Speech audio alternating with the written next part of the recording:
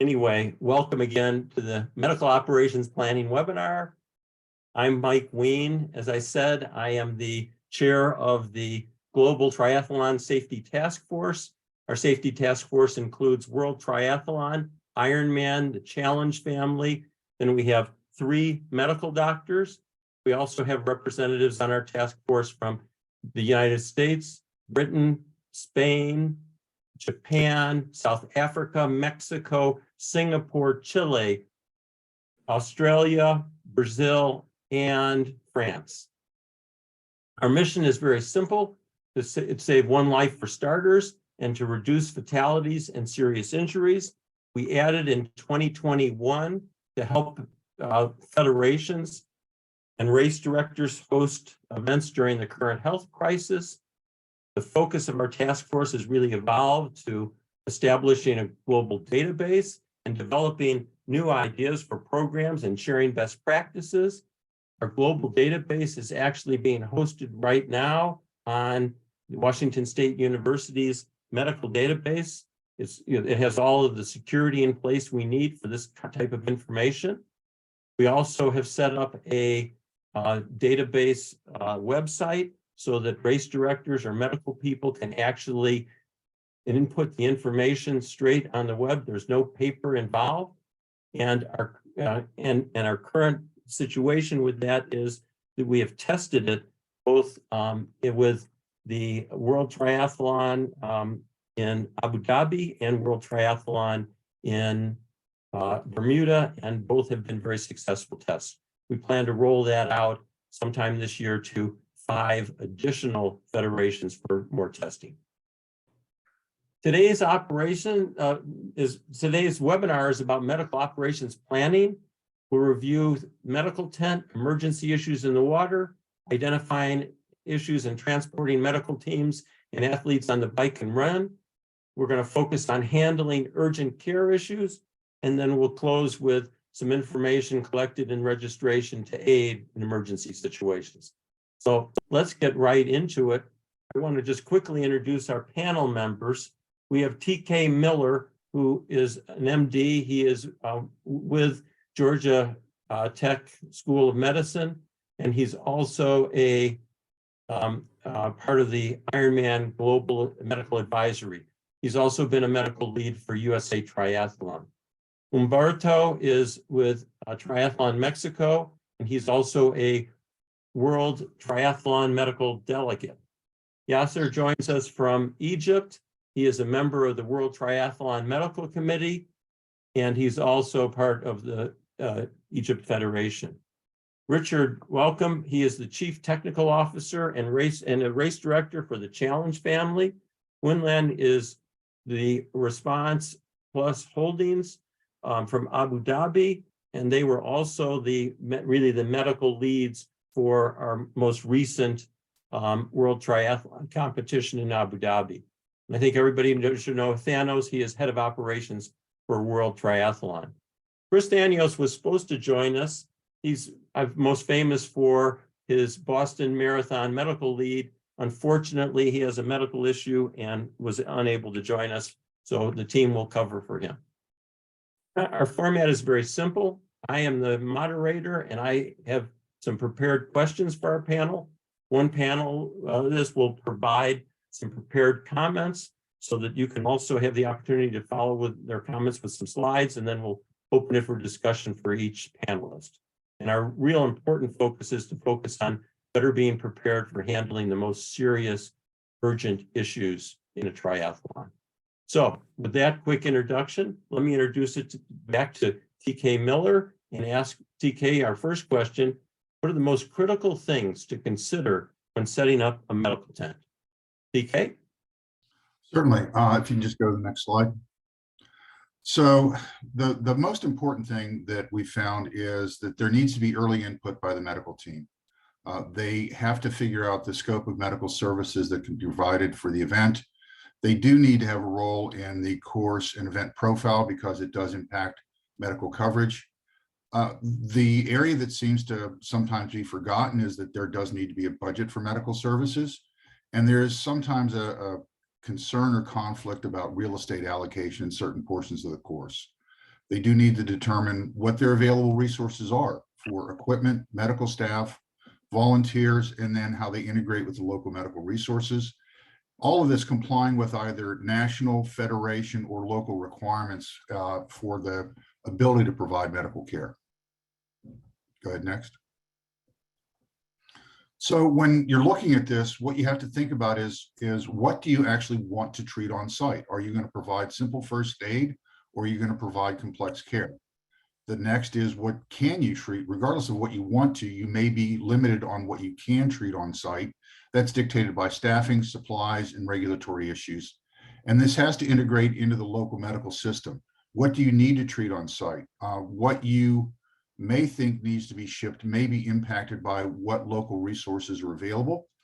This was made very plain in recovery from COVID, where some hospitals that ordinarily would have handled transports or referrals from a race course were compromised in their ability to receive those based on their volumes in hospital, and sites and services had to be adapted to accommodate that. Next, please. So there are some variables that come into play. The race layout and format clearly dictates how and where medical services are provided, as does the event distance or distances. Not only the number, but the capabilities of the competitors. A championship event is going to bring a different pool, a different level of preparation than a more local event. And obviously the number of competitors dictate the volume of services that are expected. And then finally, the environmental conditions. Looking at what are the traditional environmental conditions for an event, but also looking and being prepared for the extremes that may occur, because this dictates worst case scenario. Next, please. The medical area itself needs to be clearly marked. Next to the finish line is suboptimal. It does need to be downstream, but relatively adjacent. This gives the competitors some time to clear the finish area, have some degree of a worn down, and it defines oftentimes who does and does not come into the medical tent. Obviously, there needs to be direct access by the participants and restricted access for non-participants, and an unrestricted ambulance access and exit. The best medical area in the world that is compromised by the ability for an ambulance to leave or an emergency unit to leave under critical issues compromises the entire ability to provide the worst case scenario of services. Next, please. And finally, the other variables are your available personnel. What can you call on for expertise? What are the numbers that you can have? Does the event itself dictate that you have to have shifts, and thereby looking at a much larger pool to cover your event? And then what are your available support services? Emergency transport, and obviously the secondary referral facilities. What is their capacity? What is their capability? And what is their interest and involvement in this? They have to buy in and be part of the medical planning just as much as the on-site plan. Those are mine. Thanks very much, DK, for that nice overview. I want to just open it up to any of our panelists if there's anything else they'd like to add specifically related to the medical tent. I guess you covered it all. Thanks. Thank you. Umberto, let's turn it over to you. What are the best practices for being able to handle emergencies in the water?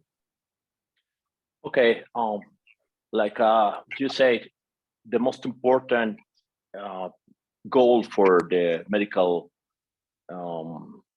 is like a save a life and care every single athlete. Every single life is very important for everybody. And every race, we have to care every single child, young and adult. And it's very important when we have all the people in huge races. And we have to be very carefully about what we can expect. And one of the most important things, that the next please, is that we can share the information. The information is that we know exactly now how many fatalities do we have. And if we can check the numbers, we can see how the swim part is the most dangerous part for the possible fatality. In that moment, we can understand and we can share with all the team who will be helping us in the race for try to focus in every single action. Next, please. The most important is like to work together like a team, okay, and understand that the water is the most dangerous part of the triathlon. And if we work together, we can prevent and we can save a life if it's necessary. Okay, that is why the medical team has to work with the volunteers for train and for identify issues and notify the medical personnel and rescue team if something is necessary. And the second is to diagnose and provide aid to the medical team and to be ready for any action. And the third is to practice the planned retriever swimmer and bring to the medical team for any action that we needed. And the pro-race briefing with the athletes to identify issues. It's very easy when we have the pro athletes, the elite athletes, but after that, when we have the age groupers and in different races, for example, in the world competition, okay, or the local competition, we need to talk about with all athletes about how we can expect the conditions that we can have and the answer that we can in that moment provide to the all athletes. The next, please. That is why the day before to the race, maybe depends of the how many athletes we will have in that race, we have to train what happens if any scenario occurs. And if we see the route of the swimming, we can divide it a team, okay, for try to check every area. It's very easy when we have the elite athletes because all the elite athletes are together, are swimming together. But when we have a world championship, for example, and we have a waves every 5 or 10 minutes, it's very complicated because in maybe half a day, we can have 2,000 athletes swimming, and that is very complicated for try to focus in every single athlete. That's why we can recommend, for example, the volunteers and the chief of the rescue team to have like a eagle eyes view. That is very important. If we have a very high eagle's eye view, we can check all the panorama, all the scenario, and we can detect at any situation. That is why it's so important to share all this information with the local team, with the local service and the volunteers for understand how important is like the job that they are doing in the water. Next, please. That was yours. Okay, thank you. Humberto, I just want to add one other thing as someone who's also a competitor, and that is you mentioned that during a race briefing, I found it so effective that before the start, when the announcer is getting everyone organized, to remind all of the athletes that they also are playing an important role in identifying anyone who has issues. I know you mentioned that. I just wanted to emphasize it a little bit more, that that is just so critical, that if there is an issue in the swim, that it's identified immediately. So thank you very much. Let me open it up again to any panelist that wants to add to what Humberto said about this one. And Mike, just one point from my side. It's quite important to run drills for as part of the readiness exercise of the marine team, in order to make sure that the lifeguards and the marine team are well coordinated with the medical team, which is outside the water. And the drills are important because in some cases we realize limitations like ambulance access close to the swim or embarkation points, and have good accessibility in that area also. So again, just to reinforce how important the drills are. especially on the marine part. Seems like we have a common theme here, Thanos, of being prepared in advance before the race and practice. Thank you. All right, let's move on then. You know, at least the swim is, we're close to ambulances, but Richard and Waylon are going to talk about really, you know, how we handle this and identify issues in the bike and the run course, which is over miles and miles spread out. So lead us on, guys. Great, thanks. And yeah, to start off with the first answer to the question, of course, it's identifying based on the course specifics how much medical support you need. And I think Wijnand, you can maybe tell a bit about how that's done in Abu Dhabi. Absolutely. Thank you so much. You see, the pre-course or the pre-event risk assessment of the medical requirements is quite important. Whether you're going to have a mixed race in the sense of a close course, for example, in Abu Dhabi, when we are using a Formula One track, where we don't go onto the public road, or are you going to use the public road as well? Where will be your sharp corners? There are isolated turn points. And these type of things play a big role in deciding how many teams you have to deploy remotely, or whether you are able to respond from a central point. And it is quite important in this way to see if your medical team will not be spread out too thinly going out into the field, because you also have to keep in mind that usually you need a group of 2 or 3 members in each medical team for the ease of access to these points. So the pre-planning and pre-risk assessment, I think it is a big factor influencing how many resources you're going to use and how you're going to divide up your medical support across the course. Yeah, and I think the complexity of the teams also reflects back to communications. When you have a very big course, of course, it's very important to communicate in between. So make sure also working with medical teams that the communication system is tested, that it's in place, and that you define the communication lines, who communicates to whom. There are, when it comes to safety, issues coming up from all over the course, and you need to coordinate it to the right people so you can put the medical response on the right place and as quickly as possible. So that think about that communication system, make sure that messages you receive from the course are handled quickly. That's absolutely a valid point. The communication system is vital, and having the medical communication system separate from the main course organization and how you will switch between the two, and of course monitoring both communications to ensure when one of your ground staff has picked up a medical emergency, they can effectively communicate to a central hub who can communicate with the medical team and be able to track the closest resource to that point of emergency. Yeah. Totally agree, and also good if you're talking about a long distance course, for instance, make sure you identify black spots where is communication not good, where is a blackout in the communication system. So prevent something with support transmitters, for instance.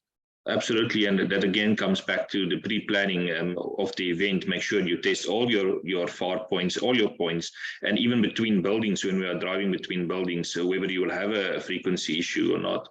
And talking about driving between the buildings, a lot of this comes with the transportation issues as well. Identifying your resources close to the facility and what type of vehicle you're going to use to access this athlete. So what medical staff do you want to send in? Will you be able to use a buggy, or will an ambulance have to access? And what communication are you able to put on top of this vehicle to alert them to get there? And even in some cases, you have to go in by foot and then later get someone else to come and assist you.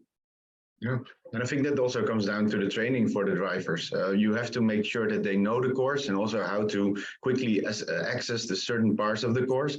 For instance, if you know a certain part of the course is very narrow and you cannot pass with vehicles, you need to inform them about the fastest detour to get to that, because also the course itself can be a limitation. So also think about those things. Make sure your drivers know how to behave. Make sure they know that they need to park in the grass on the side of the road and not in the middle of the road to save one athlete and then maybe another would bump into that car. So prepare for all those things. Make sure everyone's aware of that. Oh, yes, absolutely. Because in most cases, the run course or the cycle course was quite count off and limited access, especially when it is in either a circuit or in a public road, which they've taken a one-way road and made it into the double lane, which now limits if a big vehicle needs to come into the course, it basically changes the course or it interrupts the race sometimes. So you really have to do pre-planning to make sure that all your drivers know to where is the sides of the road, where is it safe to drive, to have minimal interruption of the race, and as fast and effective egress. And of course, eventually decide, are you going to go to the medical tent, or will the best way just to leave the race immediately so that you don't interrupt the rest of the course while driving around in it. Yeah, and Mike mentioned it at the end of the very last presentation.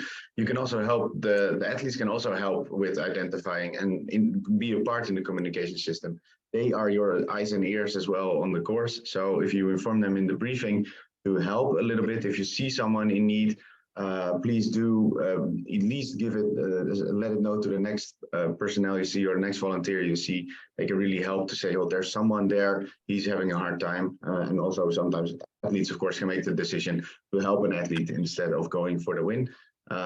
Also very, very appreciated, very sportsmanship-like, but those are also key parts in helping it, because unfortunately, the medical team cannot always be there right on top where something happens. But we need each other to limit this risk.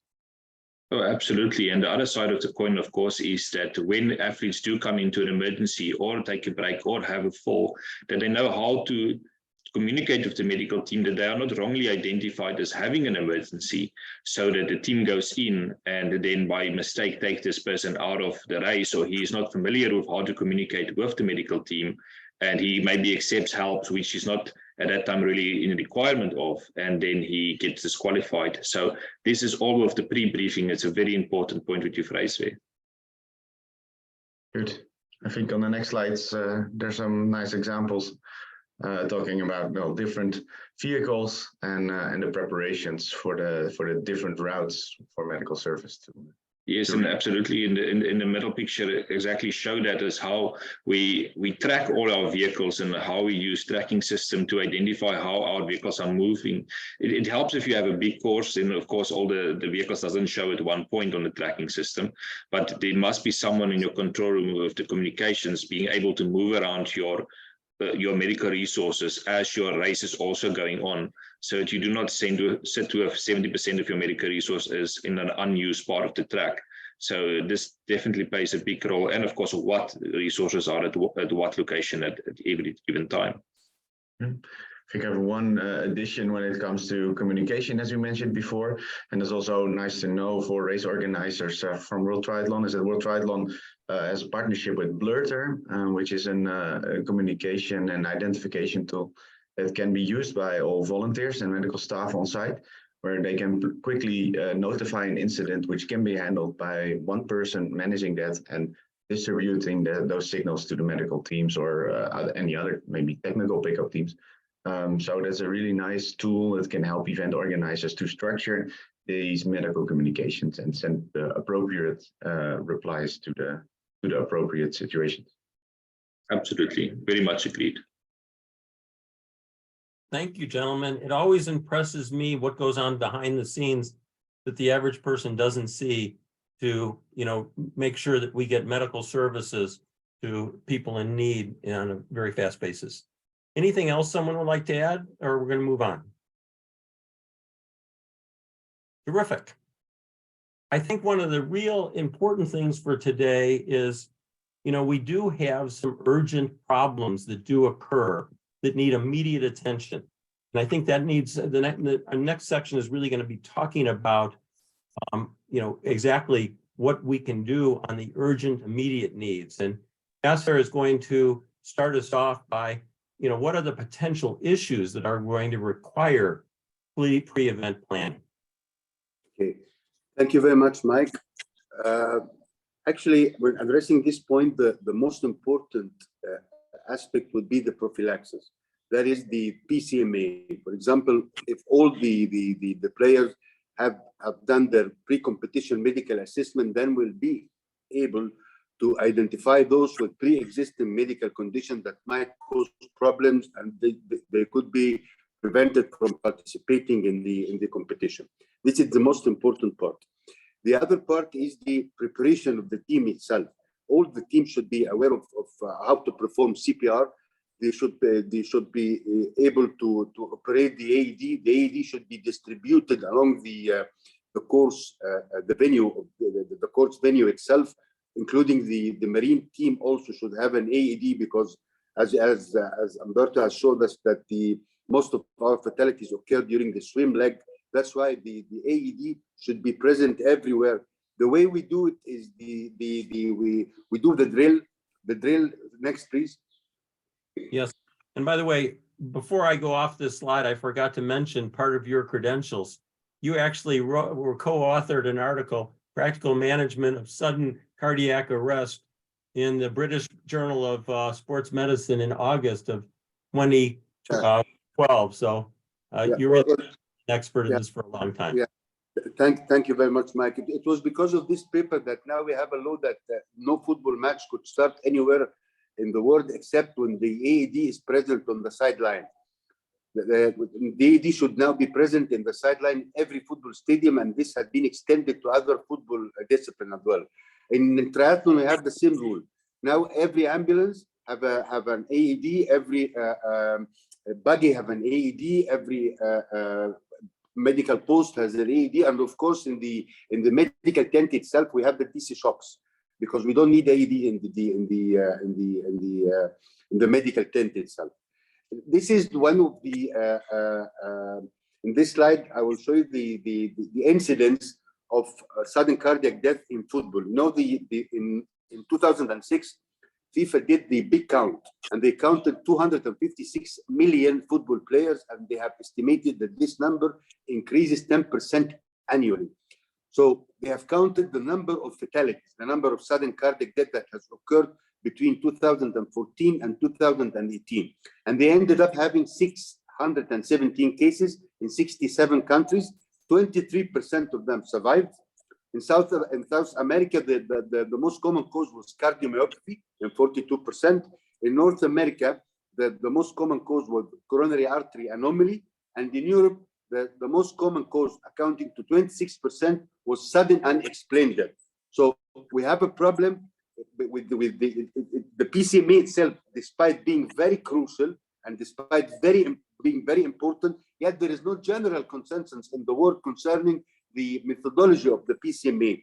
It's different from one country to the other. It's different from one place to the other. In the United States, for example, they don't do echo. Here in Africa, we do the ECG and echo because we're a little bit afraid of having fatalities, and we're afraid that we don't do the best that we could. Of course, in the United States, they have a different system, and most of the people have medical access better than anywhere else in the world. But the ECG and echo, its sensitivity and specificity could be debatable as well. But we end up now having 22 to 26% of sudden unexplained death, meaning that these people or these athletes, they have normal investigation, they have normal ECG, they have normal echo, and despite this, a normal autopsy as well, post-mortem. But despite this fact, they still have this the definition of a diagnosis of sudden unexplained death. Next, please. The addition of the AED itself has increased the survival rate from 35% that was before the addition of the AED to 85%. So now we have 85% survival rate, because basically the AED is a very simple machine. It doesn't require any knowledge at all, any medical knowledge. Anybody could use it. The way we treat, the way we teach the personnel, or we teach medical, we teach non-medical personnel, is according to the American Heart Association. We are instructors in the American Heart Association, the basic life support. We teach them how to operate the AED. It's very important for the medical delegate and for the medical team to check that the AED is operating, to check that the battery are functioning, to check that everybody knows how to do the how to do the CPR correctly. Next, please. No, before that, please. The slide before that. Yeah. During each competition, it's very important to do the drill, because the drill doesn't only check for the skills, the technical skills of the team. It also checks the harmonization of the team, because sometimes you end up having a very good team, a very good medical team, but they are not able to work together. Everybody wants to do somebody else's part. So the drill is very important. The swim drill, the drill in the medical tent, and the CPR drill. It's very important that we all follow the same guideline. Usually, the way I do the drill is according to the American Heart Association. They have a very specific drill to be followed, and everybody has to follow this before each competition, whatever it is, whether it's a triathlon, football, or handball. The medical team should do this drill. It's very important whenever good they are. Next, please. The next topic I'll be addressing is heat stroke. And for heat stroke, it's the most serious heat-related injury. It occurs because simply the body cannot control the temperature anymore. So the sweating mechanism fails and the temperature of the body fails. What we do in triathlon is we use this. This is the WBGT. We measure the WBGT in the sun. We measure it each 30 minutes, starting from sunrise, till the end of the competition. What this does is 4 things. It measures the temperature, it measures the wind speed, it measures the humidity, and it measures the solar radiation. And it ends up with numbers. We translate these numbers into color codes. We have 5 color codes. We have the green, we have the yellow, the orange, and the red, and the black. And according to each color, there is some actions that has to be taken. For example, if the color is black, we cancel the competition. It means that the heat index is very high, and we have very high susceptibility of having heat strokes. Green, yellow, orange are okay.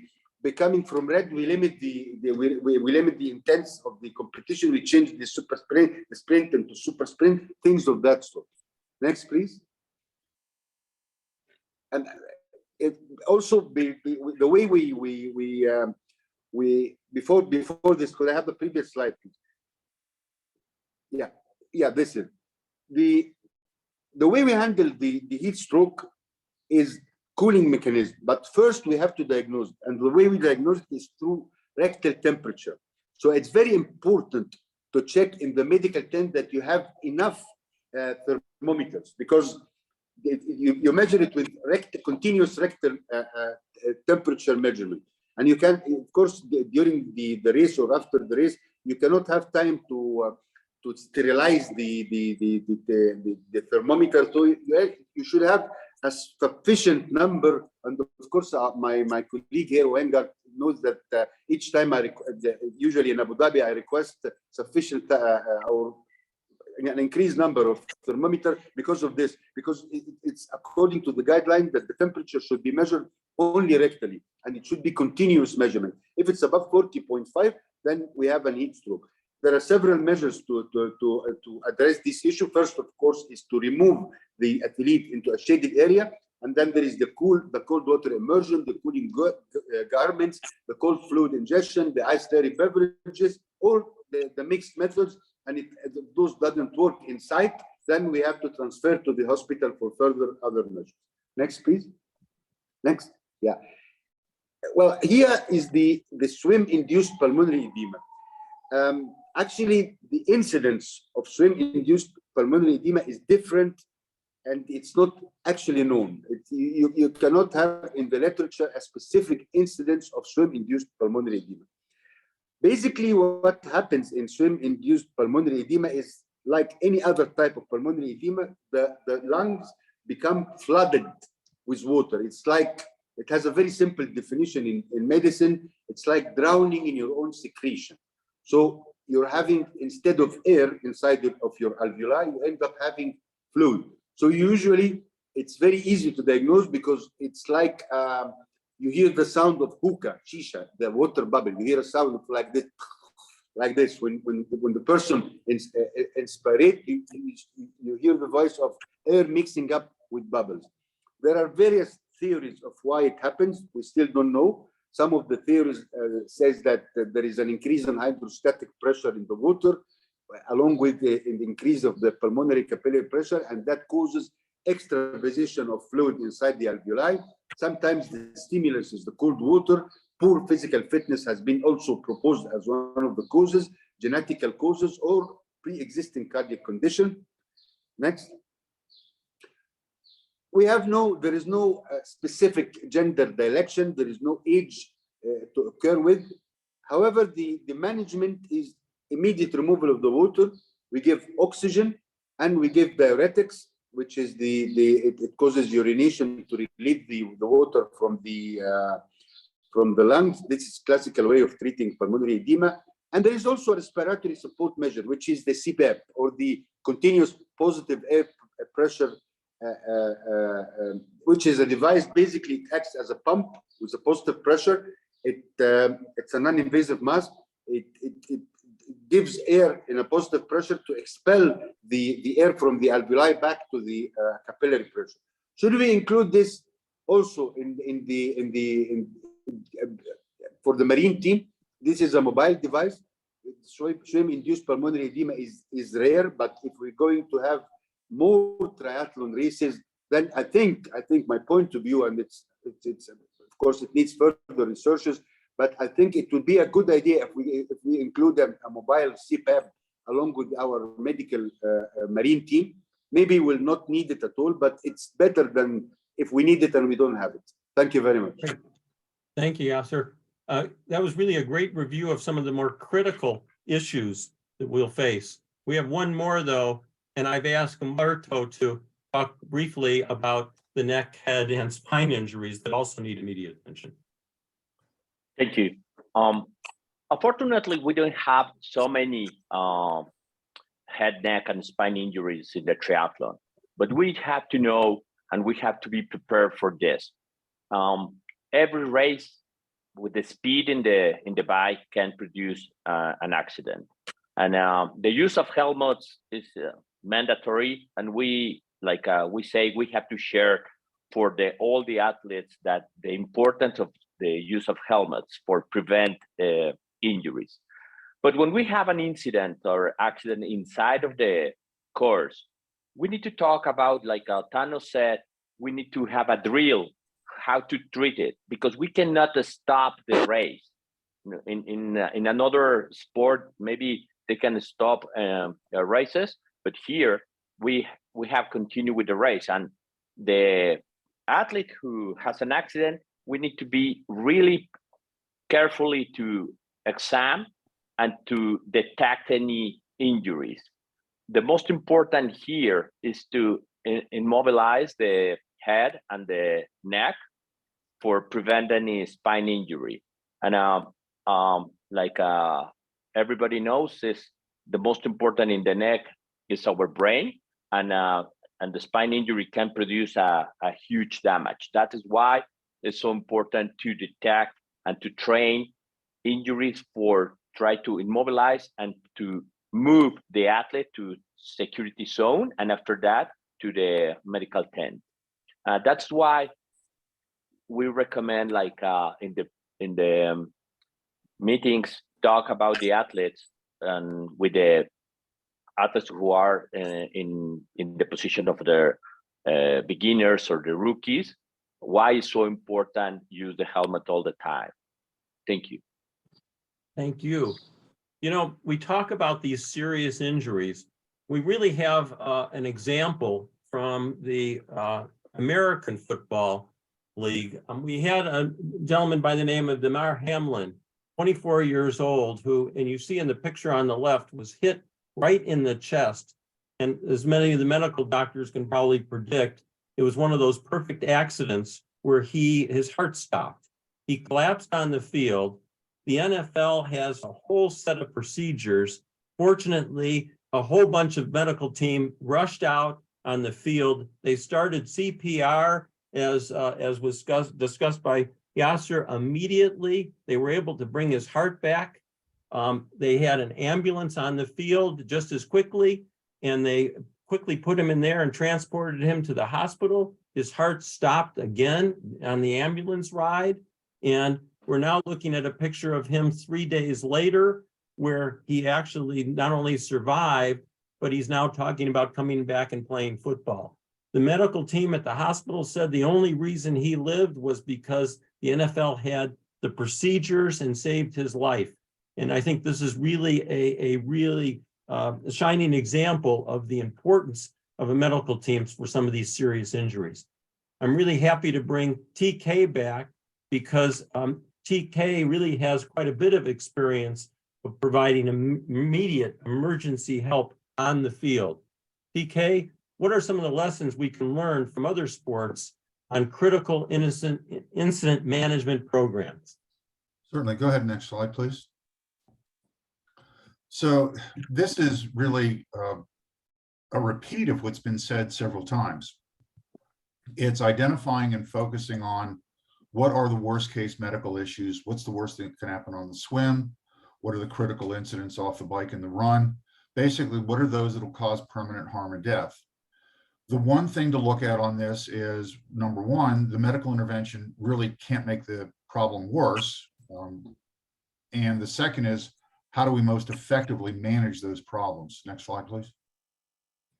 I think what has been said several times, and this is really just to reinforce, is having this team approach, having an approach to define problems and not only knowing what the problems are, but defining who's going to take care of them. Who is the team leader? What are their defined roles? What are the management algorithms? And then to practice these. These need to be second nature. For the NFL, this goes on week after week. These are all reviewed repeatedly. Again, there's a meeting by the medical staff prior to the event. This is not a one and done. This is more difficult in single time events, but it still does come down to defining how you construct that team and folks knowing their roles. The other part of this, as was said, is everybody who has experience feels that they ought to contribute. And that's all well and good, but that also creates a scenario where people get in other people's way because everybody knows the most about this, and you can't have too many cooks in the kitchen. So beyond that defined team, it's don't interfere. If you're working in the medical tent, there are other athletes requiring needs. So take care of those athletes. If you're not part of that team, take care of your own defined area in the tent, and let the team, unless they request additional assistance, take care of the problem that they've been defined to take care of. Next, please. That done, it is the next step in management. It's not just to take care of the event, but how do you take care of that post-event? So you stabilize, you transport, there's an agreement, you have to have agreements on your protocols. You can't have a conflict between the transporting service and the on-site services, or the on-site services and the receiving hospital. To go back to the heat injuries, the one thing we've learned is that oftentimes a receiving hospital is not set up to manage the acute care of critically ill patients or athletes with thermal injuries. And what we have found is the med tent oftentimes, or almost all the time, should be where these athletes are delivered from the course, cooled down, and then transported. That is not something that hospitals or transport services are often aware of until you sit down and explain the rationale to them.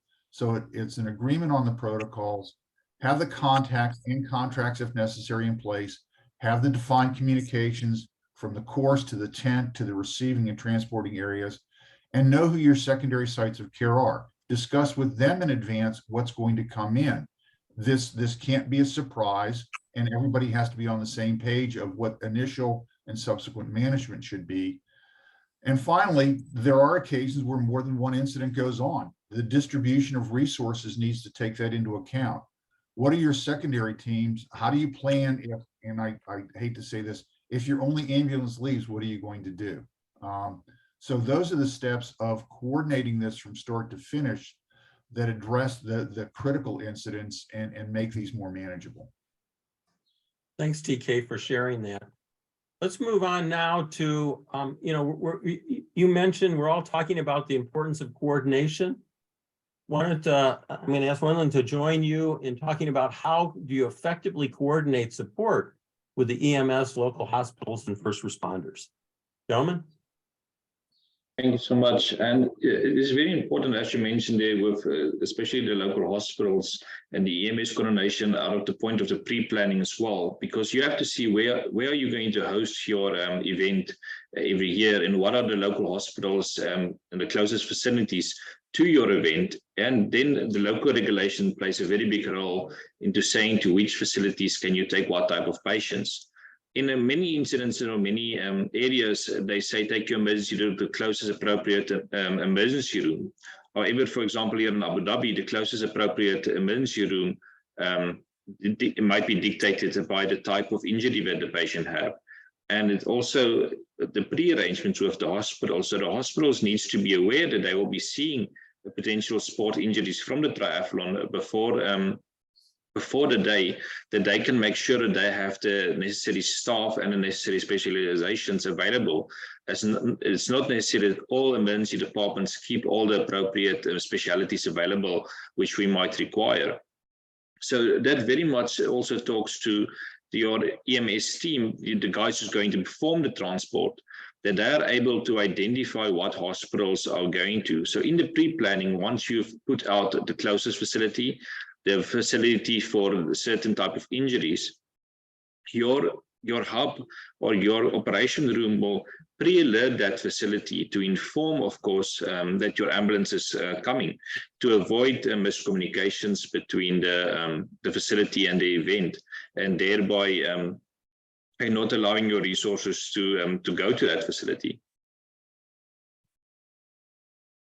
So. And a very big thing about the triathlon, which we have to take care of, that all the participants are, a lot of them are international participants coming from all over the world.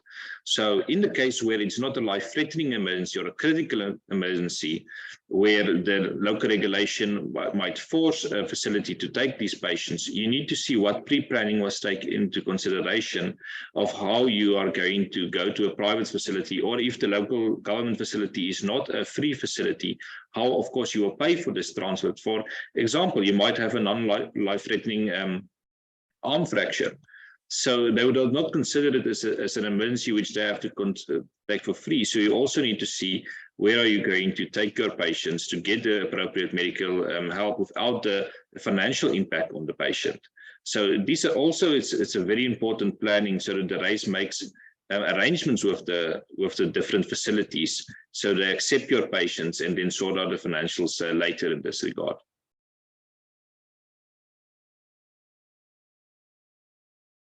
And then, of course, moving patients between the facilities and from the site, you have to keep records of all your patients.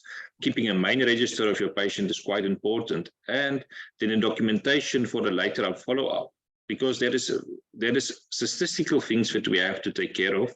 The records in the race, so that we can later analyze what type of injuries we have seen, and what type of medical records does the country or the local regulations dictates for you to keep, so that you do not get into trouble with the local regulation, and for how long you're going to keep this documentation. And when you hand over to the facility, that everything that happened at the race are well documented, so that we do not have further consequences, and that they are aware of the interventions that happened at the site. Great. Thank you very much for that review. I'm going to ask Thanos to sort of close us out with the last question, and that is, what information can be collected in registration to aid in emergency situations? Thanos? Thanks, Mike.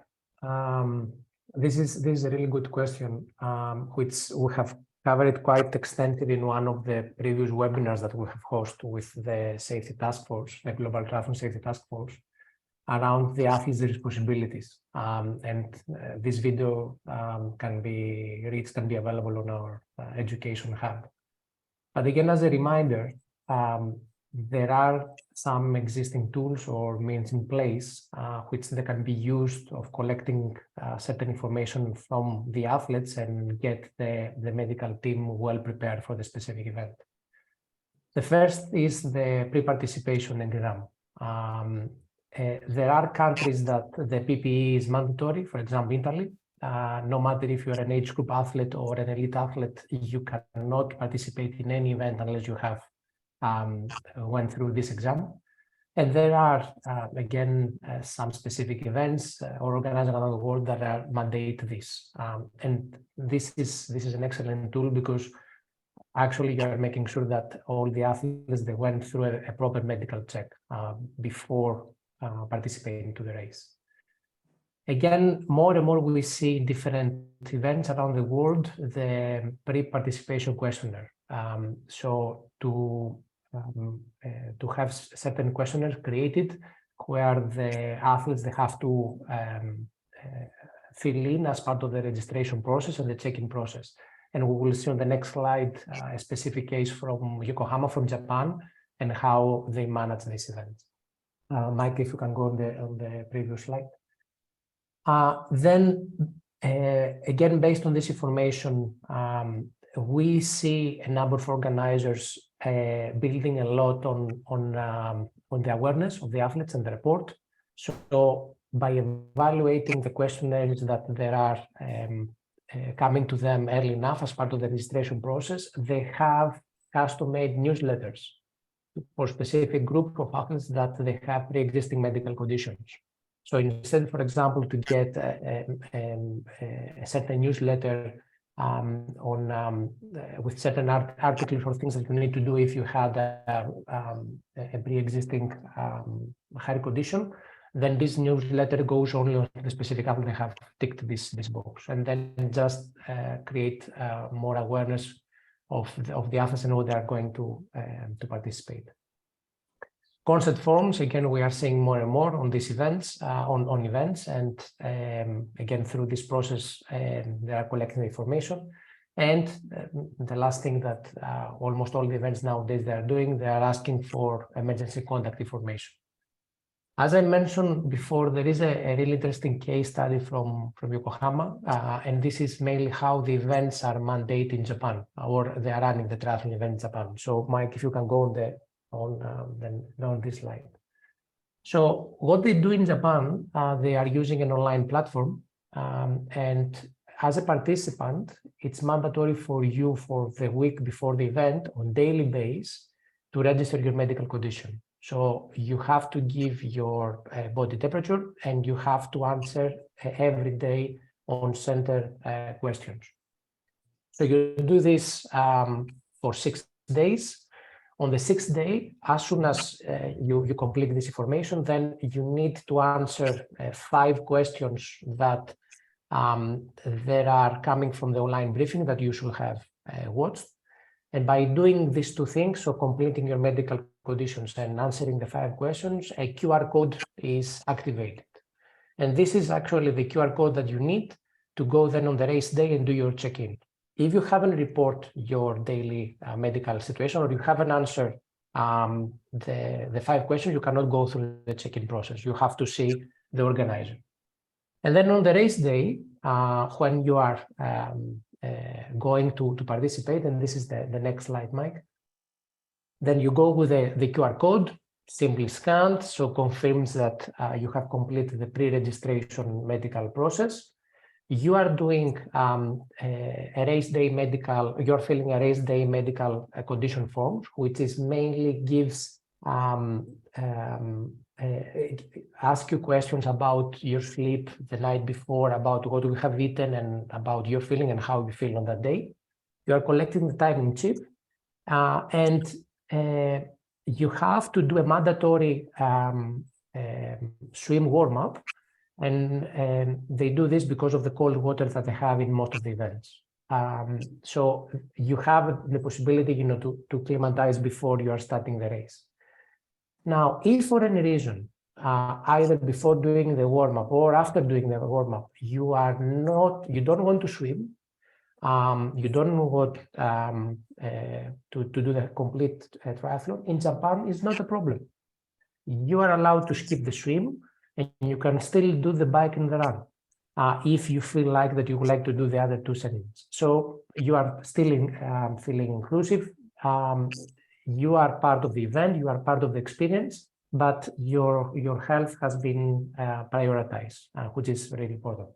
And because of this, everyone at the end enjoys the race, and they have an excellent control around the athletes and the medical conditions that these athletes they may have. Mike? Great, thank you. This has really been a terrific review, and I really appreciate our panelists and their involvement. And what I'd like to do is quickly go around the proverbial table and ask each of our participants to really let us, give us an idea of what the most important thing we could walk away with. Given our time, and we're trying to keep this to an hour, I'm going to ask each person to keep it short in about 15 seconds. So let's start off with TK. What was the most important thing coming out of this session for you? To me, it comes down to planning and coordination. You have to have your plans in place from the start. And as all of the speakers have said, you have to coordinate this with all members of your medical team from start to finish so that everybody knows what their roles are. Great, and I think that came out loud and clear. Umberto? Yes, like TK said, work like a team is so important. When you travel around the world in different countries with different situations, with different economic problems, we need to try to work together and make like everybody be a team for try to prevent and detect any problems. Very good. Yasser, what would you like to add? I would like to add that planning and practicing the plan and reviewing the plan and having plan B for hospital evacuation and the checking the route of the ambulance and the route of the buggies and checking that the route is clear and everything is the most important thing, because this is the key of success, the proper planning and proper practice. Thank you very much. Richard? Yeah, besides, I think the medical team and the background and all the preparation that we are doing, I think it's also good to note that indeed there's the role of the athletes that was highlighted. Fill in the forms, be clear about that, fill in an emergency contact that is not racing on the race day, for instance, that we can contact. Those things are really helpful. Fill in the back of your bib number with medical information can already help us a lot to make sure everything goes well. The role of athletes is important. Great point. Winan? I cannot agree with the rest of the panel anymore that in the sense of the pre-planning, and as Dr. Yasser said, we need to drill. Practicing before your plan to make sure that you highlight all the insufficiencies or more risk points is quite important. So proper planning with a proper drill plan before will definitely lead to a successful event. Wonderful. And finally, Thanos. For me, I just need to highlight that the medical preparation of the event is not a simple job, and you really need to leave this to professionals. You need to rely to medical people that they know about medical operations and work and support the event. And as TK said before, you can't have too many cooks in the kitchen. So each one needs to know his role or her role and what they're supposed to do and deliver. Thank you. I really appreciate all your perspectives. The one thing I walked away with is this doesn't happen by accident. It really requires the amount of planning that you gentlemen are involved in to make sure that we have the safest race possible is just amazing. And I really appreciate you sharing that with us. And when we talk about appreciation, I want to recognize the World Triathlon Technical Group who really helped us put this together and will help get it on the website. And Thanos, thank you very much for your support from World Triathlon in this important endeavor. And with that, I wish you all well, have safe races, and thank you very much for joining us today. Have a great day.